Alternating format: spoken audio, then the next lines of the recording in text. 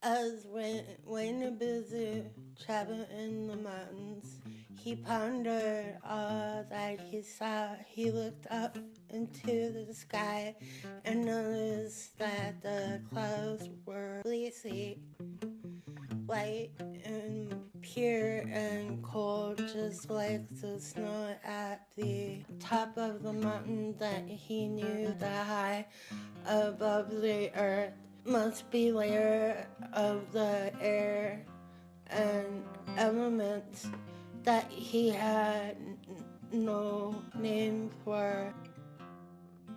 Nonetheless, he knew that something was up there that held it all together. He noticed too that high in the sky, clouds would be blown very fast.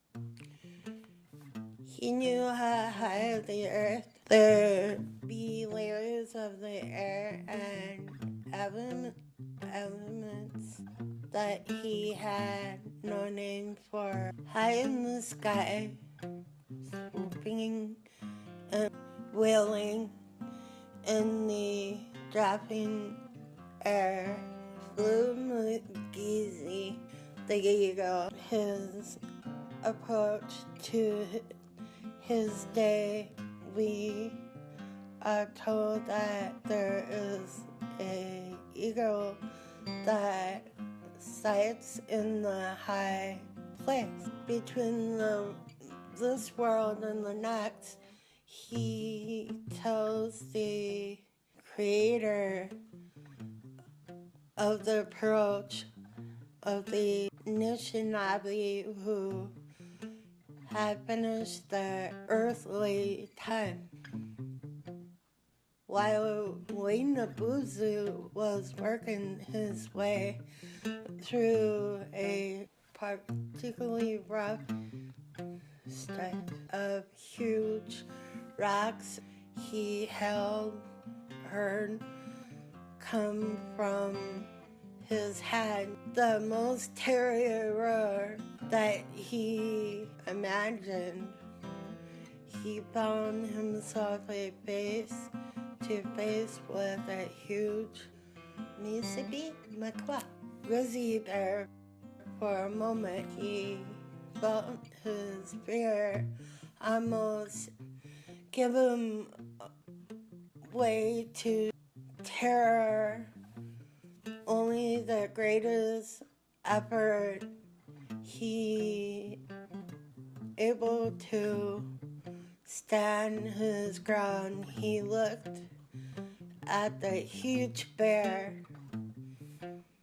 and felt a massive power that seemed to come from his eyes. He noticed his huge paws and their long, sharp claws. The claws were later become a symbol that would attest physical bravery. The badge symbolized Wainabuzu overcome his fear and controlling his terror. It's important that this will be remembered, for if we do not overcome our fear, terror will come to control us. Mississippi spoke in power of voice. What do you want here? Do not put your tracks on this territory that I have been instructed to guard. Go back, go back.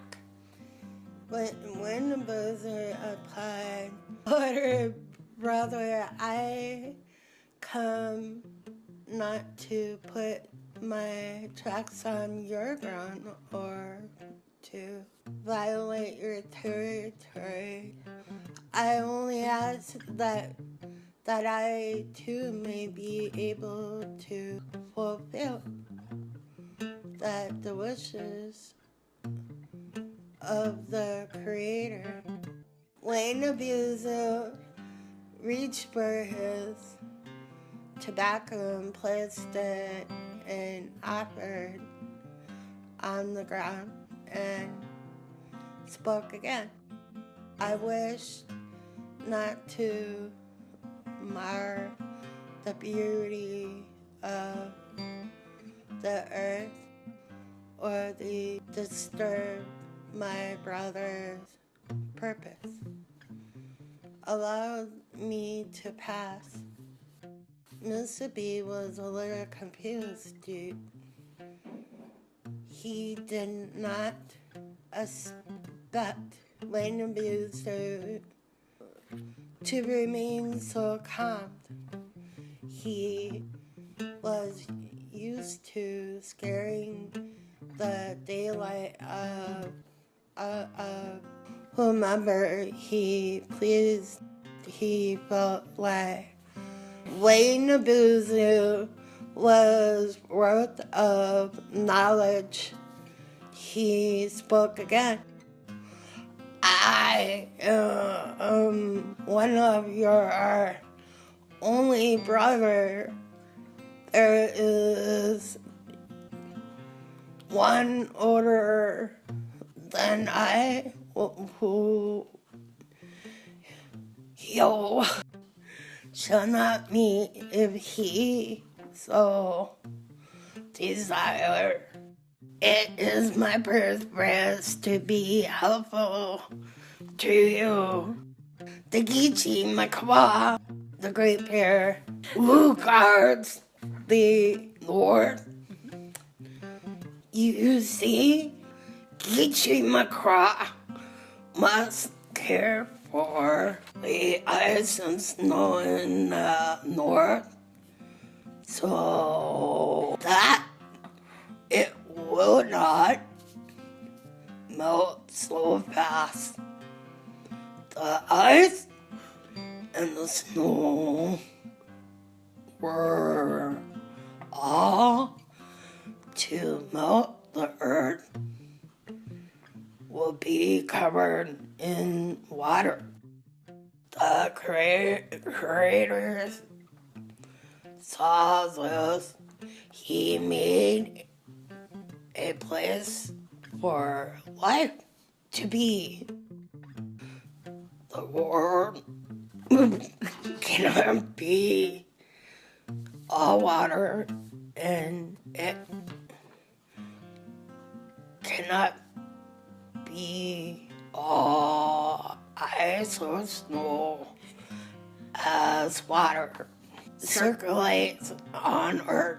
It is part of its cycle to freeze as ice for a time. After a while, it will melt and flow again.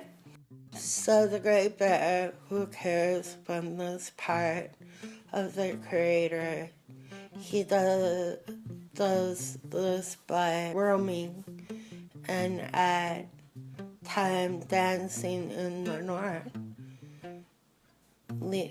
He leaves his tracks in the ice and the snow.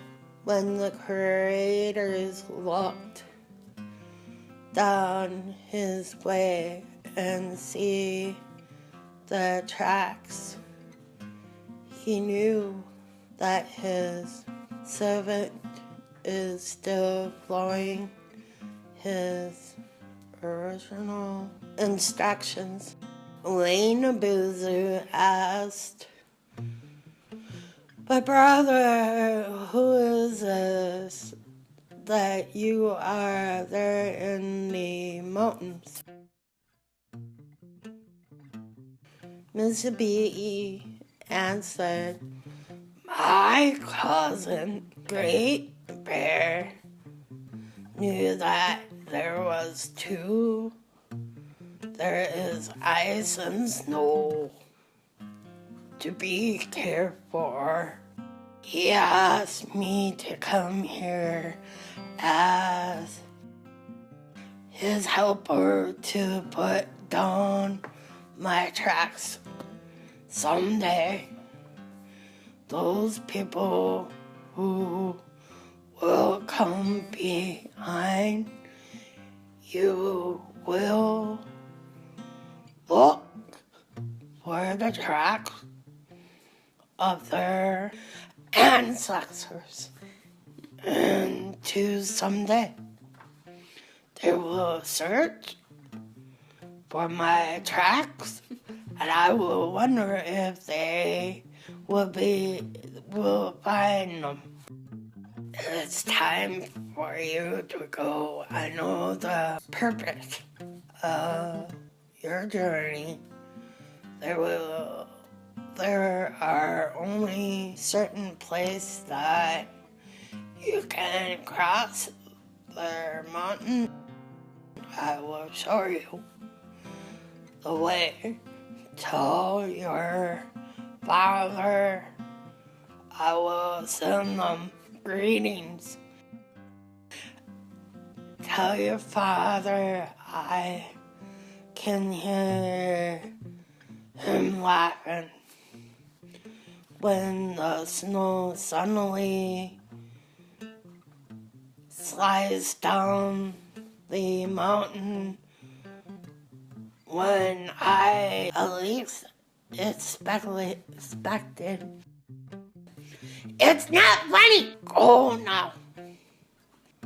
Shall not meet often, but when you need me, shall answer.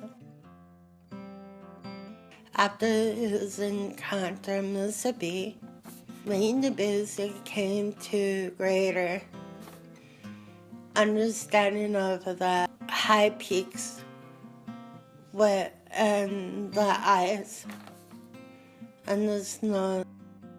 Suddenly winds, storms, and windstorms did not catch him by surprise.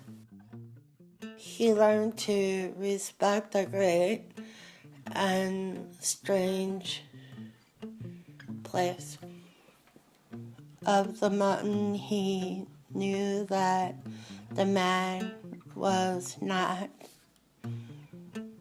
meant to live here.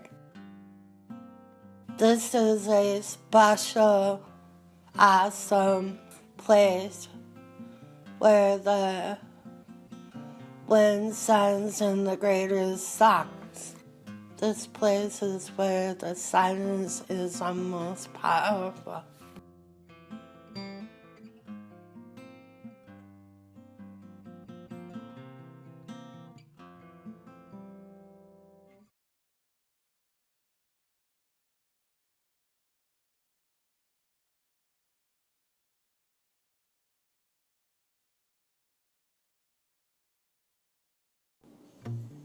This is an excerpt from the Misomis book, The Voice of the Ojibwe, by Edward Benton Benai. Chapter 3. Original Man and His Grandmother Nokomis. Original Man began the search for Nokomis and came to a vast expanse of water. Try as he might, he could not figure out how to get to the far shore. He tried walking first in one direction and then in the other, so as to walk around the water, but there seemed to be no end to how far it extended. Finally, he was so tired that he just sat down. The birds began to swoop about his head. "Fly, fly across," they sang. "It's easy." But Original Man looked at his arms and shook his head. He was not made for flying. The fish began to jump out of the water and tease him. "Swim, swim across," they said. "It's fun." But Original Man looked at his arms and legs. No, he was not made for swimming long distances either. Original Man asked one of the fish, "Please, swim across the water for me, and see if my grandmother does indeed live on the other side." The fish swam away and was gone a long time. Just about when Original Man was going to give up on waiting, the fish returned. "Your grandmother does live across this water," he said. "She waits for you to come." Original Man thought and thought about how he could get across the water. An idea came to him. He could float across on a log. He looked about and saw beavers working on a dam. He noticed how they cut the trees with their sharp teeth. Original Man found a good rock and chipped it until it had a sharp edge. He tied it to a wooden handle with a piece of bark from the basswood tree. With his new tool, he cut down the tree and made a huge log from the tree. Original Man dragged the log to the shore of the great water, shoved it in, and jumped on top. He was hard to balance on the log, and it rolled over, dunking Original Man and getting him all wet. He managed to swim back to shore, pushing the log in front of him. He thought about what he could do to make the log float better. He remembered once meeting Whale on one of his journeys around the earth. As big as Whale was, he had no problem swimming, and he could easily hold himself upright in the water. With his axe, Original Man shaped the bottom of the log, just like the stomach of the whale. He even carved a seat on the top of the log for him to sit in. Again, Original Man shoved the log into the water. This time he had no problem keeping the log upright, but soon he found himself just floating out in the water, not going anyplace. Soon, a big wind came and tore at Original Man and his log. The winds blew him far away from his starting place, but they blew him further down shore, not any closer to Nokomis. Original Man knew he had to figure out something that would keep the log moving in the same direction. He remembered what a good swimmer Beaver was, and that Beaver had a wide, webbed foot and flat tail. It took Original Man a long time to figure out what kind of wood would be best to use for the tool he had in mind. Finally, he selected a piece of hickory wood, and with his axe, he shaped a paddle, much like the foot and tail of Beaver. Once again, Original Man set out on his journey. He made good speed with his dugout log and new paddle, but he never thought about having food or water along with him in the dugout. Pretty soon he started getting really hungry and thirsty. He tried drinking some of the water from the great water around him, but it tasted like salt. He was about to turn around to go back to get some food and water when he realized that he was already very close to where he had started. And yet he had been paddling all day. You see, Original Man didn't understand how to paddle his dugout in a straight line. His whole day of paddling had taken him in a huge circle. Original Man had got back to shore and rested, and thought about all the mistakes he had made. When he felt he was strong enough to set out on his fourth attempt to cross the great water, Original Man put tobacco in the water and asked the Creator for a safe and successful journey. All the animals gathered around him. The birds got together and sang a song to give him strength. Some of the animals cried, for they were sad to see Original Man leave on such a long and dangerous journey. When he left, many of the birds flew along with him as he paddled, and many of the fish swam with him to keep him company. Original Man had learned from his mistakes before, and this time he brought along a supply of food and water. This time he kept sight of the sun and the moon and the North Star to help him travel in a straight line. He knew that there were certain big birds that could fly in perfectly straight lines for many miles, and he adjusted his paddling so that his journey might be like theirs. Original Man had learned from all this that he must use his environment to teach him things. The Creator had placed many lessons around him to teach him how to live in harmony with all of the creation. He must use his mind, his thought, and reasoning to discover tools and better ways of doing things. He must be prepared to meet the challenges of each and every day. Original Man paddled many days until at last he came to see the distant shore. When he came to the shore, he found Nokomis in front of her lodge waiting for him. She welcomed him and fed him